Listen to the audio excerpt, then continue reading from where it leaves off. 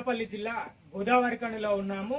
మరి మనం ఇప్పుడు ఒక తెలంగాణ ఉద్యమం కోసము తన యొక్క జాబును అంటే తాను గవర్నమెంట్ ఉద్యోగస్తుడు అయినా కూడా తను ఆ యొక్క ఉద్యోగాన్ని వదిలేసి తెలంగాణ ఉద్యమంలో ప్రత్యేకంగా పాల్గొనడం జరిగింది. మరి ఆయన దగ్గరికి వెళ్ళే ప్రయత్నంలో ఉన్నాము. ఒకసారి వాళ్ళ ఇంటి దగ్గరలోనే ఉన్నాం, మనం ఆయనతో మాట్లాడదాం. ఆయన పేరు వచ్చేసి ఆయన ద్వారానే తెలుసుకుందాము. ఆయన అసలు ప్రభుత్వంలో అంటే తెలంగాణ రాష్ట్రంలో ఎలాంటి ఉద్యోగం అంటే ఉమ్మడి ఆంధ్రప్రదేశ్ ఉన్నప్పుడు ఆయన ప్రభుత్వంలో ఎలాంటి ఉద్యోగాన్ని నిర్వహించాడో కూడా వారిని అడిగే ప్రయత్నంలోనే తెలుసుకుందాము. ఇప్పుడు మనం వారి ఇంట్లోకి వెళ్తున్నాము. మరి ఎలా ఉందో కూడా వారి స్థితిగతులు, వారి ఆర్థిక పరిస్థితులు కావచ్చు, లేదంటే వారి ఉద్యోగం వదిలేసిన తర్వాత వాళ్ళ యొక్క కుటుంబ సమస్యలు ఎలా ఉన్నాయో కూడా తెలుసుకుందాం. మనం దేవి లక్ష్మీ నరసయ్య గారి దగ్గరలో ఉన్నాం. ఈయన తెలంగాణ కోసం 2012 సంవత్సరంలోనే అప్పటి ఆంధ్రప్రదేశ్లో పోలీస్ శాఖలో విధులు నిర్వహించేవాడు కానిస్టేబుల్గా. మరి ఈయన తెలంగాణ ఉద్యమం కోసమే ఈ యొక్క ఉద్యోగాన్ని రాజీనామా చేసి ప్రస్తుతము జీవనం సాగిస్తున్నాడు. మరి వారిని అడిగి ప్రయత్నం చేద్దాం.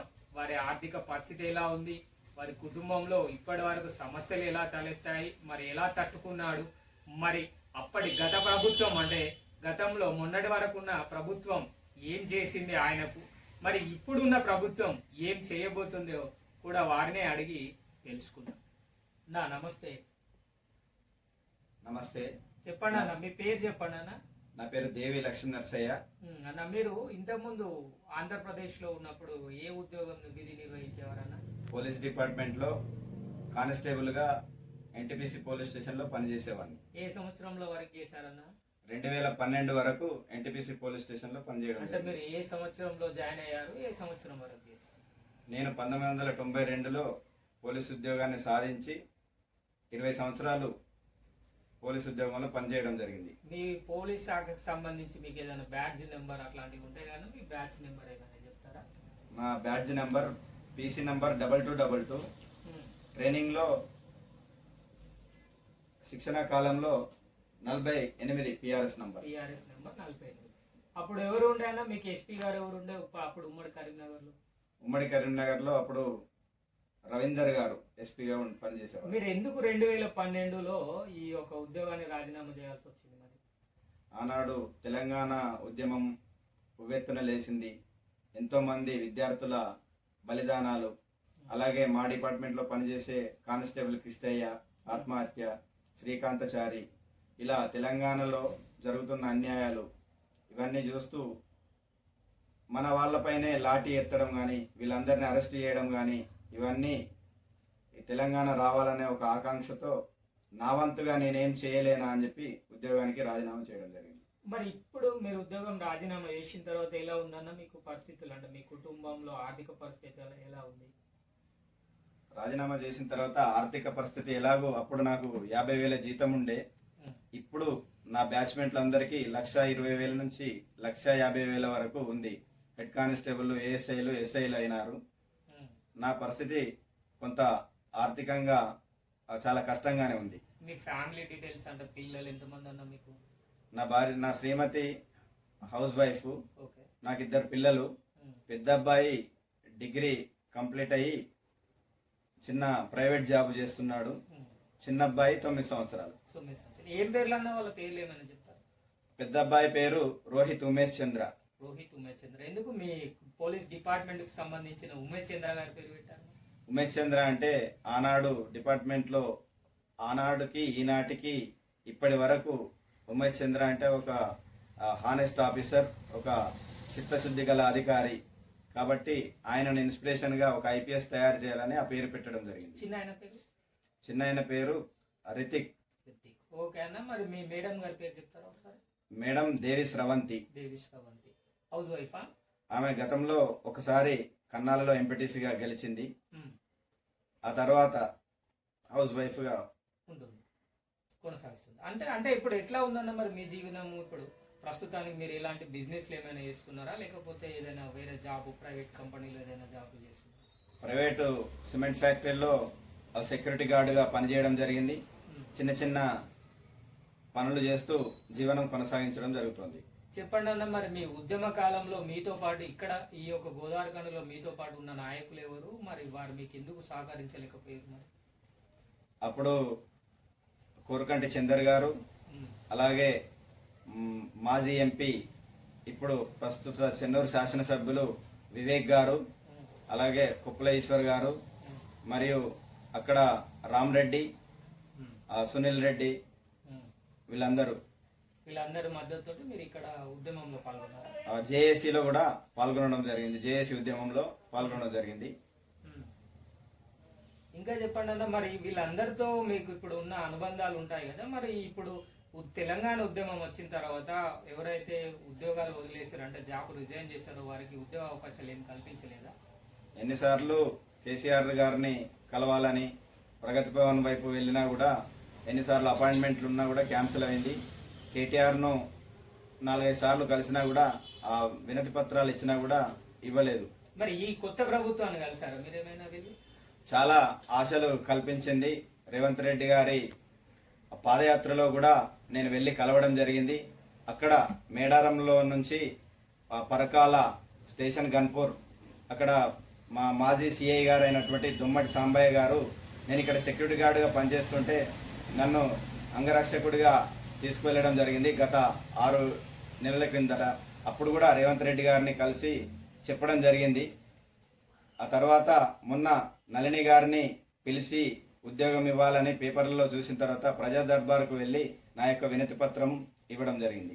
ఇప్పుడు చెప్పండి అన్న, మరి ఇక్కడ ఎలా, అంటే ఇక్కడ మీరు ఇప్పుడు ప్రజా దర్బార్లో వినతి ఇచ్చారు కదా, మీకు అక్కడ ఏమైనా కొత్త ఆశలు కల్పించారా, లేకపోతే అది కూడా నిమ్మకు నీరెత్తినట్టే ఉందా?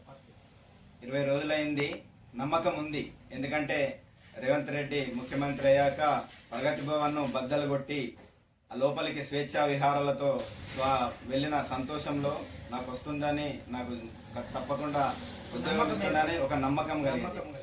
మీరు ఇప్పుడు ఇక్కడ ఉన్న మాజీ శాసనసభ్యులు కావచ్చు, ప్రస్తుత శాసనసభ్యులు కావచ్చు, ఎవరితోటైనా మీరు ఉద్యమంలో పాల్గొన్నారా? మాజీ శాసనసభ్యులతో పాల్గొన్నాము, ప్రస్తుత శాసనసభ్యులతో కూడా తెలంగాణ ఉద్యమంలో పాల్గొన్నారు. మరి వీళ్ళు ఇప్పుడు మాజీ శాసనసభ్యులు కావచ్చు, లేదంటే ప్రస్తుత శాసనసభ్యులు కావచ్చు, మీకు ఎలాంటి హామీలు ఏమైనా ఇచ్చారా, లేదంటే మీ ఆర్థికంగా మీకు ఏమైనా సహాయ సహకారాలు అందించారా? ఎవరు నాకు ఆర్థిక సహాయం ఎవరు అందించలేదు. కానీ నేను ప్రస్తుత ఐటీ శాఖ మంత్రులు, మా మంత్రి నియోజకవర్గ శాసనసభ్యులు అయినటువంటి దుద్దెల శ్రీధర్ బాబు గారిని కలిసి వివరించడం జరిగింది. వారు నాకు హామీ ఇవ్వడం జరిగింది, ఖచ్చితంగా నీకు ఏదో ఒక న్యాయం చేపిస్తా, మాట్లాడతా అని చెప్పడం జరిగింది. చెప్పండి అన్న, మరి మీరు ఎవరెవరు, అంటే ఏ అధికారుల దగ్గర పనిచేశారు, ఇప్పుడు వాళ్ళు ప్రస్తుతం ఉన్నారా, ఏ స్థాయిలో ఉన్నారో మీకు ఏమైనా తెలుసా? మొట్టమొదటగా మెట్పల్లి పోలీస్ స్టేషన్లో అప్పుడు క్రాంతికిరణ్ ఎస్ఐ అపాయింట్మెంట్ అయింది. మెట్పల్లి అక్కడ క్రాంతికిరణ్ ఎస్ఐ, హబీబ్ ఖాన్ ఎస్ఐలుగా పనిచేస్తున్నప్పుడు వాళ్ళతో పనిచేశాను. ఆ తర్వాత అప్పుడు యాంటీ నక్సలైట్ స్క్వాడ్లో సురేంద్ర బాబు, ఈ ప్రస్తుతం ఆయన డీజీపీగా రిటైర్ అయ్యారు మొన్ననే, వారితో కూడా డైరెక్ట్ స్పెషల్ పార్టీలో పనిచేయడం జరిగింది. మీరు ఇప్పుడు గోదావరిఖంలో ఉంటున్నారు కదా అన్న, గోదావరిఖంలో అంటే ఈ రామగుండంలో మీరు ఎక్కడెక్కడ ఏ స్టేషన్లో పనిచేశారు? నేను రామగుండం పోలీస్ స్టేషన్లో, ఎన్టీపీసీ పోలీస్ స్టేషన్లో, గోదావరిఖని 1 టౌన్ పోలీస్ స్టేషన్లో, గోదావరిఖని 2 టౌన్ పోలీస్ స్టేషన్లో, మరియు బసంతనగర్ పోలీస్ స్టేషన్లో పనిచేయడం జరిగింది. మీరు అప్పుడు గోదావరిఖని 1 టౌన్ లో చేశారు కదా, అప్పుడు సిఐగా ఎవరు విధులు నిర్వహించేవారు, మరి వాళ్ళ దగ్గర ఎట్లా పనిచేశారు మీరు? ఏ రంగంలో, అంటే మీరు సివిల్ గా చేశారా, ఏఆర్ గా చేశారా, ఇంకెలా చేశారు? గోదావరిఖని 1 టౌన్ లో సివిల్ కానిస్టేబుల్, నాది లా అండ్ ఆర్డర్ కానిస్టేబుల్.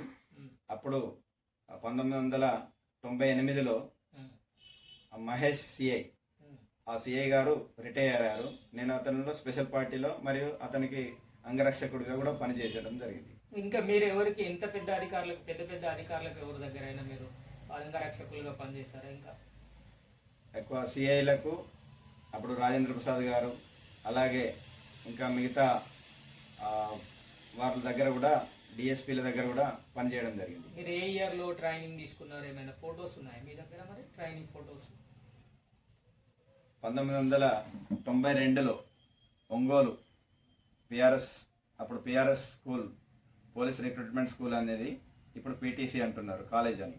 అలాగే అప్పుడు 1992లో ఒంగోలులో శిక్షణ తీసుకున్నాను. ఇంకా మీ కానిస్టేబుల్ ఫొటోస్ అక్కడ బాగానే ఫొటోస్ ఉన్నాయి కదా, అవన్నీ ఒకసారి చూపెడదాము. ఒకసారి వీరు ఫొటోస్ కూడా చూద్దాం. వీళ్ళు కానిస్టేబుల్ గా ఎలా విధులు నిర్వహించారు, మరి అప్పుడు ఏమేం చేశారు, మీరు ఎలా ఉన్నారు, వీళ్ళ పరిస్థితి ఎలా ఉందో కూడా మనం చూస్తున్నాం. ఇక్కడ ఉన్న ఫొటోస్ ద్వారా చూడొచ్చు. తను కానిస్టేబుల్ గా ఉన్న ఫోటో ఇది. తను ట్రైనింగ్ లో ఉన్నది. తర్వాత అక్కడ ట్రైనింగ్ తర్వాత ఉంది. వాళ్ళ డిపార్ట్మెంట్ అధికారులతో పాటు ఇంకా ఇతర స్వచ్ఛంద కార్యక్రమాలు కూడా చేశారంట. మరి దాంట్లో కూడా వారి ఫొటోస్ ఉన్నాయి. ఇక్కడ ఈ ఫోటోని చూస్తే కనుక చూడొచ్చు, ప్రస్తుత ఎమ్మెల్యే రామగుండం శాసనసభ సభ్యులు మక్కాన్ సింగ్ రాజ్ ఠాకూర్ గారితో కూడా ఏదో ప్రోగ్రామ్ చేశారు. ఈ ప్రోగ్రామ్ గురించి కూడా వారిని అడుగుదాం. దీన్ని మనం దగ్గరలో పెట్టుకొని ఇంకా చూడండి, స్వచ్ఛంద సంస్థలలో పనిచేశారు. ఇది ఏం ఫోటో అన్నా? ఇది ఢిల్లీలో ఏం ప్రోగ్రామ్ చేశారు అక్కడ? జూనియర్ ఛాంబర్ ఇంటర్నేషనల్ అనే దాని మీద అక్కడ అవార్డు రావడం జరిగింది. ఈయన నేషనల్ ప్రెసిడెంట్. దేనికి నేషనల్ ప్రెసిడెంట్ ఆయన? Junior chamber international. మరి ఈ ఫోటో దేనికోసం అన్నా? మీరు ఇక్కడ ఏదో హాస్పిటల్లో ఈరోజు మదర్ తెరిసా పుట్టినరోజును పురస్కరించుకొని, అంటే మీరు స్వచ్ఛంద సంస్థలో కూడా పనిచేస్తారు? స్వచ్ఛంద సంస్థలో కూడా పనిచేయడం జరిగింది. ఇంకా చేస్తున్నారా మరి ఏదైనా? ఇప్పటికీ కూడా అన్ని స్వచ్ఛంద సంస్థలో పనిచేస్తున్నాం. జూనియర్ ఛాంబర్ ఇంటర్నేషనల్ ద్వారా చేస్తున్నాం. మిగతా కార్యక్రమాలు చేస్తున్నారు. మరి ఇది మీరు ఇక్కడ ఉన్నది ప్రస్తుత శాసనసభ సభ్యులు మక్కాన్ సింగ్ రాజ్ ఠాకూర్ గారు ఉన్నారు.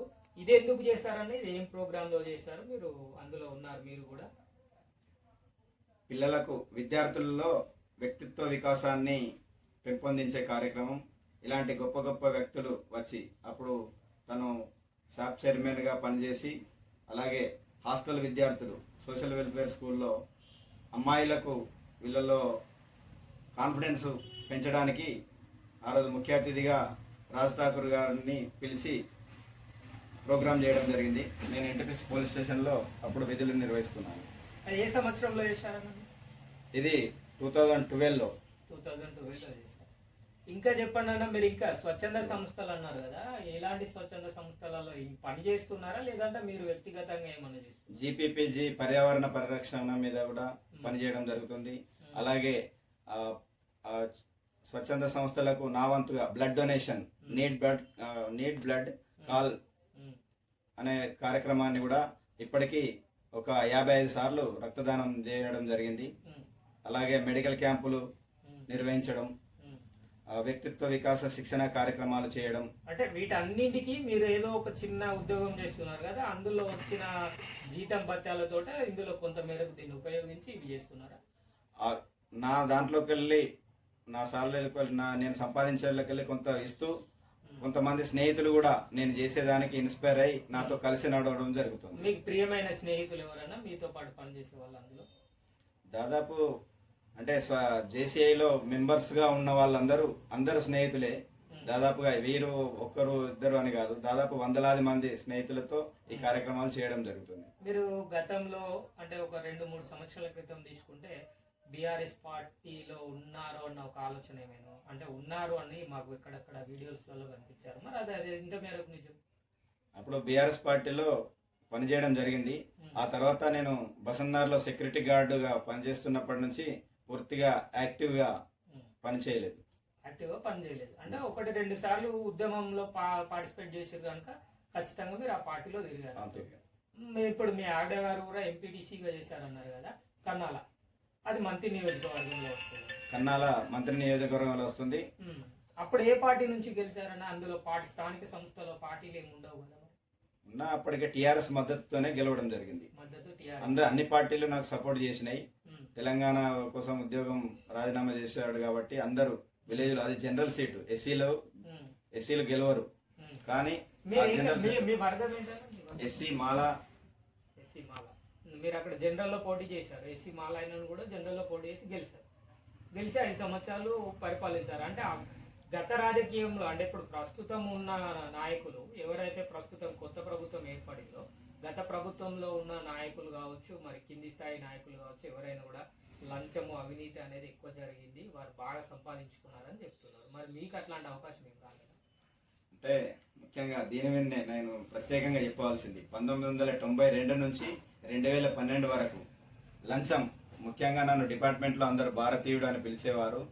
నాకు అందరు స్నేహితులు ముద్దుగా అగ్ని అని చెప్పి, మా యొక్క సార్లు, సిఐలు, ఎస్ఐలు కూడా నన్ను అంత ప్రేమగా పిలిచేవాళ్ళు. ఎవరు పిలిచేవారన్న? మీకు భారతీయుడు అని పేరు ఎవరు పెట్టారు మరి? భారతీయుడు అని దాదాపు అక్కడ ఎస్ఐ, ఇప్పుడున్న సిఐ రాజమౌళి, అలాగే చాలా మంది సిఐలు, అక్కడ ఉన్న ఎస్ఐ రాజిరెడ్డి, అంటే నేను ₹1 లంచం కూడా, అప్పుడు సంజీవరావు గారు, మహేందర్ సిఐ గారు, వీళ్ళందరికీ తెలుసు. నేను ₹1 లంచం ఎవరి నుంచి కూడా తీసుకోకపోయేవాడిని. అంటే ఇప్పుడు మీరు ఎంపీటీసీ ఉన్న హయాంలో మీకు ఏం రాలేదంట? అప్పుడు కూడా నేను నిజాయితీగానే పనిచేశాను. ఎందుకంటే ఈ లంచము, అవినీతి ఇవంటే నాకు నచ్చవు. అలాగే కట్నం కూడా, కట్నం తీసుకునే వాళ్ళంటే కూడా ఆ పెళ్లి సంబంధాలు కూడా నేను మాట్లాడకపోయేవాడిని. అంటే మీరు పెళ్లి సంబంధాలు కూడా చూస్తారా? అంటే మా చుట్టాలలో పెళ్లి మాట్లాడే పెద్ద మనిషి కూడా నేను దూరంగా ఉండేవాడిని. బంధువుల మట్టుకు ఈ కట్నము, వరకట్నము ఒక సమస్య అని చెప్పి, లంచము, ఇవి రెండే మనిషిని దెబ్బతీస్తాయన్న ఒక సంకల్పం నాలో ఉండేది. ఇప్పుడు ఇది రెంటా అన్న? ఇక్కడ మీరు ఉన్న ఇల్లు ఇది రెంట్ తీసుకొని ఉంటున్నారు. ఎంత అన్న ప్రస్తుత సమయాన రెంట్? ఈ రెంట్ ₹6,000. ₹6,000. మరి ఇప్పుడు ఎంత జీతం సంపాదిస్తున్నారన్న నెలకి? మరి ఒక 15 నుంచి 20 వేల మధ్యలో. ఈ 15 నుంచి 20 వేల మధ్యలోనే దీంట్లోనే కొంత అమౌంట్ స్వచ్ఛంద సంస్థలకు, తర్వాత ఆర్థిక పరిస్థితులు బాగా చేసుకోవడానికి ఉపయోగించుకుంటారు అంతే. మేడం గారికి ఏమైనా పెన్షన్ వస్తుందా? ఏమీ రాదు. ఏమి అంటే ఎంపీటీసీగా ఉన్న కాలం తర్వాత వీరికి ఏమైనా అట్లాంటివి ఏమైనా ఉందా? అలాంటివి ఏం లేదు. అలాంటివి ఏం లేదు. పిల్లలు ఏమైనా జాబ్ చేస్తున్నారా మీ పిల్లలు? పెద్ద బాబు చిన్న ప్రైవేట్ జాబ్ చేస్తూ ఒక ₹9,000 సంపాదిస్తున్నారు. ఆయన మట్టుకు ఆయన కాళ్ళపైన నిలబడడం కోసం చేసుకుంటున్నారు. చెప్పండి అన్న, మరి ఇప్పుడు మీరు ప్రజా దర్బార్కి వెళ్ళొచ్చారు తెలంగాణ కొత్త ప్రభుత్వం దగ్గరికి. మరి తెలంగాణ రాష్ట్రంలో కొత్త ప్రభుత్వం ఏర్పడితే ఎలా ఉంది? ఇప్పుడు ఎలా అనిపిస్తుంది? మీరు గతంలో కూడా చూశారు కదా, బీఆర్ఎస్ పార్టీ 10 సంవత్సరాలు పరిపాలించింది. ఇప్పుడు వీళ్ళు కొత్తగా వచ్చారు. మరి ఎలా ఉంది వీళ్ళకు వాళ్ళకి మధ్య వ్యత్యాసం ఎలా ఉంది? అంటే 20 రోజుల నుంచి అయితే ఒక నమ్మకం ఏర్పడింది. రేవంత్ రెడ్డి గారు ముఖ్యమంత్రి అయిన తర్వాత నళిని డిఎస్పీ గారిని ఎక్కడుందా ఆమె పిలిపించు అని చెప్పి, అలాగే తెలంగాణ ఉద్యమంలో పనిచేసిన నాకు కూడా ఒక నమ్మకం కలిగింది. ఏదో ఖచ్చితంగా తను ఏదో చేస్తాడు, ఏదో సహాయం చేస్తాడు అనే నమ్మకం కలిగింది. అంటే మీరు ఖచ్చితంగా ప్రస్తుతం ఉన్న కాంగ్రెస్ ప్రభుత్వాన్ని నమ్ముతున్నారు? ఖచ్చితంగా నమ్ముతున్నాం. గౌరవ మంత్రివర్యులు దుద్దిల్ల శ్రీధర్ బాబు గారి పైన పూర్తి నమ్మకం ఉంది. తెలంగాణ ఉద్యమంలో పనిచేసిన డాక్టర్ వివేక్ గారు కూడా నమ్మకం ఉంది. ఇప్పుడు మరి లోకల్లో మన శాసనసభ్యులు ఉన్నారు, రామగుండం శాసనసభ్యులు మక్కన్ సింగ్ రాజ్ ఠాకూర్ గారిని ఏమైనా కలిశారా మీరు ఈ విషయంలో? ప్రస్తుతానికైతే ఎమ్మెల్యే గారిని కలవలేదు, కానీ నాకు నమ్మకం ఉంది. ఎందుకంటే అతను శత్రువులకైనా కూడా సహాయం చేసే గుణమున్న వ్యక్తి. ఎందుకంటే నేను పర్సనల్గా నేను ఇప్పుడు ఉద్యోగం చేసినప్పుడు కానీ, తనతో ఉన్నప్పుడు కానీ, ఎవరికైనా ఆపద ఉందంటే సహాయం చేసే వ్యక్తి. గతంలో ఉన్నప్పుడే నన్ను రాజశేఖర రెడ్డి గారిని కల్పించడం జరిగింది. తనకు అన్యాయం జరిగింది పోలీస్ ఉద్యోగంలో, తనకు ప్రమోషన్ ఇవ్వాలని చెప్పి రాజశేఖర రెడ్డి గారి దగ్గరికి తీసుకువెళ్ళి నాకు ప్రమోషన్ ఇప్పించాలని కూడా, అప్పుడు నాకు జరిగిన అన్యాయం ప్రస్తుత శాసనసభ్యులు మక్కన్ సింగ్ రాజ్ ఠాకూర్ అన్న గారికి తెలుసు. ఇంకా మరి చెప్పండి అన్న, మీరు ప్రస్తుతము అంటే 2012 నుంచి వెళ్ళి ఉద్యోగం వదిలేసిన తర్వాత ఇప్పుడు 2023, ఈ 13 సంవత్సరాల నుంచి వెళ్ళి ఎలా ఉంది పరిస్థితి? అంటే రాజకీయ నాయకుల పరిస్థితి మీరు చూస్తున్నారు కదా, స్వచ్ఛంద సంస్థల్లో పనిచేస్తున్నారు, రాజకీయంగా కూడా మీరు ఎంపీటీసీగా పనిచేసిన, అంటే మీ మేడం గారు పనిచేసిన అనుభవం ఉంది. ఎలా ఉంది రాజకీయం? అంటే 2012కు ముందు రాజకీయ నాయకులు వేరే ఉండే. 2014 తర్వాత టీఆర్ఎస్ ప్రభుత్వం వచ్చిన తర్వాత అవినీతి, లంచగొండి, డబ్బులు ఉంటేనే ఫైళ్లు కదులుతాయి, డబ్బు పెడితేనే, నాలాంటి వాడిని కూడా డబ్బులు అడిగిన సందర్భాలు ఉన్నాయి. అంటే మిమ్మల్ని ఎవరైనా అడిగారా మరి ఈ ఉద్యోగం మీకు ఇప్పిస్తాము డబ్బులు ఇవ్వండి అని చెప్పేసి? చాలా మంది అడిగారు. నేను ఈ ప్రస్తుతానికి వాళ్ళ పేర్లు చెప్పలేను, కానీ చాలా మంది డబ్బులు అడిగారు నన్ను. కానీ నాతో అంత డబ్బులు పెట్టే ఉద్యోగం, ఎందుకంటే లంచం అంటే నచ్చను, నేను డబ్బులు పెట్టి మళ్ళీ ఉద్యోగానికి రావడం ఏందని నేను పట్టించుకోలేదు. మీరు ఉద్యమం కోసమే ఉద్యోగాన్ని వదిలేసిన వాళ్ళు కదా, కనీసం గత ప్రభుత్వం మీకు దళిత బంధు, మీరు ఎస్సీ కదా, మీకు అట్లా దళిత బంధు కావచ్చు, ఎలాంటి స్కీమ్స్ కూడా మీకు ఇవ్వలేకపోయిందా? అడిగినా కూడా 2వ దఫా ఇస్తా అన్నారు. అప్పుడు మంతని నియోజకవర్గంలోకి వస్తుంది. నేను అసలు పుట్టమదుని అడిగితే పుట్టమదు 2వ దఫాలో పెడదామని చెప్పడం జరిగింది. ఇక్కడ మీది నియోజకవర్గం కాదు కాబట్టి మీకు ఇక్కడ సాయం అందలేకపోయింది. అంతే. అంతేనా? మరి ఇలా సాయం అందనప్పుడు మీరు అప్పుడే పార్టీ నుంచి బయటకు వచ్చేసో లేదంటే తెలంగాణ రాష్ట్రంలో మీరు పెద్ద నాయకులు అంటే అధినాయకుల దగ్గరికి వెళ్ళలేదా? మరి వెళ్ళాము, కుప్పలేశ్వర్ దగ్గరికి వెళ్ళినా కూడా అతనేం సహాయం చేయలేదు. అలాగే కేటీఆర్ దగ్గరికి వెళ్ళినా కూడా అతనేం సహాయం చేయలేదు. బాల్క సుమన్ దగ్గరికి వెళ్ళినా కూడా బాల్క సుమన్ కూడా పట్టించుకోలేదు. ఎవరు కూడా నా గురించి పెద్దగా.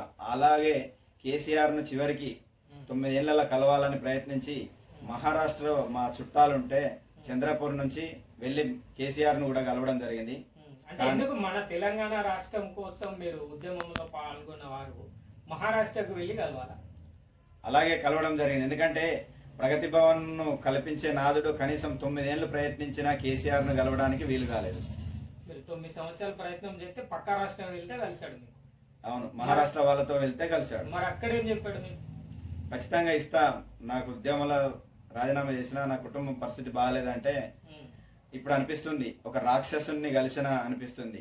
ఒక 9 ఏళ్ళు ఒక భ్రమలున్నా ఇలాంటి నీచమైన అంటే నా బాధ చెప్పుకొని ఏడ్చినా కూడా కరగని ముఖ్యమంత్రి ఎవరున్నారంటే ఒక కేసీఆరే.